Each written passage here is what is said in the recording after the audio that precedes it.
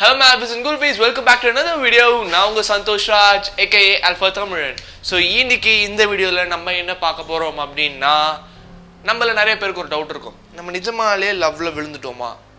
ஒரு லவ் பண்ற ஃபீல்னா என்ன? ஸோ லவ் என்னென்னலாம் நமக்கு கொடுக்கும் அப்படின்றது ஃபுல் அண்ட் ஃபுல் இந்த வீடியோவில் நான் உங்களுக்கு சொல்ல போகிறேன்.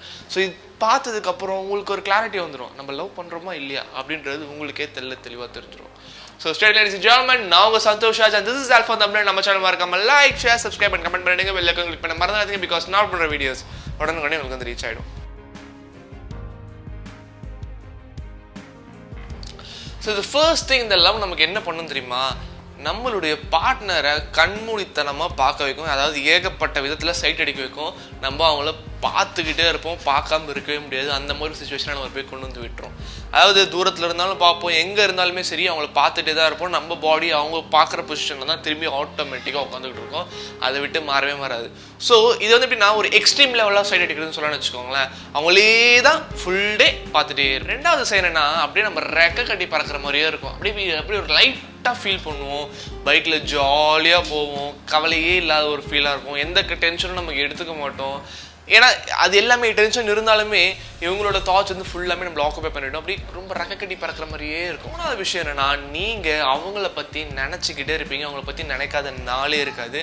ஸோ அந்த மாதிரி 24/7 அவங்க தாட்ஸ் தான் அவங்க ஓடிட்டே இருக்கும். நீங்கள் எவ்வளோ தான் ஒர்க் பண்ணாலுமே சரி, அந்த ஒர்க் எல்லாத்தையுமே ஓரம் கட்டிட்டு நீங்கள் அவங்கள பற்றி யோசிச்சுருப்பீங்க. இம்பார்ட்டன்ட் ஒர்க் இருக்கும், சரி ஓகே அப்புறம் பார்க்கலாம்னு சொல்லிட்டு அவங்கள பற்றி தான் அப்படியே கனவு கட்டிட்டு உட்காந்து யோசிச்சுட்டு இருப்பீங்க. ஸோ அந்தளவுக்கு ஒரு இம்பாக்ட். ஃபோர்த் பாயிண்ட் என்னன்னா, அவங்களுக்கு எந்த ஒரு கஷ்ட வரமும் நீங்கள் விட மாட்டீங்க. அவங்களுக்கு எப்போவுமே ஹாப்பியாக தான் இருக்கணும்னு நீங்கள் நினைப்பீங்க. ஸோ அதுக்காக நீங்கள் என்ன வேணாலும் பண்ணுறதுக்கு ரெடியாக இருப்பீங்க. யாராவது ஒருத்தவனை டீஸ் பண்ணுறான்னு சொன்னால் போய் அவனை என்ன ஏதுன்னு கேட்பீங்க. இதே அவளுக்கு ஏதாவது ஒரு ஹெல்ப் வேணும்னா கேட்காம போய் செய்வீங்க. எல்லாமே அவங்களுடைய சந்தோஷம் தான் உங்களுக்கு முதல் ப்ரையாரிட்டியாக இருக்கும். அவங்களுக்காக நீங்கள் எல்லாமே கஷ்டப்பட்டது உங்ககிட்ட இல்லைனாலும் அது கஷ்டப்பட்டது நீங்கள் அவங்களுக்காக ரெடி பண்ணி கொடுப்பீங்க. அந்தளவுக்கு இம்பார்ட்டன்ஸ் அவங்க உங்கள் லைஃப்பில். ஃபிஃப்த் பாயிண்ட் என்னன்னா, உங்களுக்கு பிடிக்காத விஷயங்கள் கூட நீங்கள் செய்ய ஆரம்பிப்பீங்க. ஃபார் எக்ஸாம்பிள், நீங்கள் போய் பேசி பழகிட்டு இருக்கீங்க, உங்களுக்கு லவ் வந்துருச்சுன்னு வச்சுக்கோங்களேன். இப்போ இன்கேஸ் உங்களுக்கு வந்து எப்படி சொல்லலாம், கர்நாடிக் மியூசிக் ஸ்டேஜஸ்லாம் நடக்கும் தெரியுமா? ஸோ அங்கெல்லாம் வந்து போய் உங்களுக்கு சுத்தமாக பார்க்கவே பிடிக்காது. பட் ஆனால் இவங்களுக்காக போய் உட்காந்து பார்த்துட்டு வருவீங்க. ஸோ அந்த மாதிரி உங்களுக்கு சுத்தமாக ஒரு பிடிக்காத ஒரு விஷயத்த நீங்கள் அவங்களுக்காக பண்ணுவீங்க. ஸோ இதுவும் லவ்க்காக தான், இல்லைன்னா சும்மா நீங்கள் பண்ண மாட்டீங்க. யாருக்கான நீங்கள் பண்ணுவீங்களா என்ன, மச்சா போய் கர்நாடிக் மியூசிக் கேட்டு வரலாம் அப்படின்னு சொன்னால் போவீங்களா? போய் தூங்கிட்டு வர மாட்டீங்க அதுக்கு. ஆனால் இவங்க கூட போகும்போது அங்கே போய் தூங்கினாலும் அவங்க கூட டைம் ஸ்பெண்ட் பண்ணுறதுக்காக நீங்கள் போவீங்கல்ல.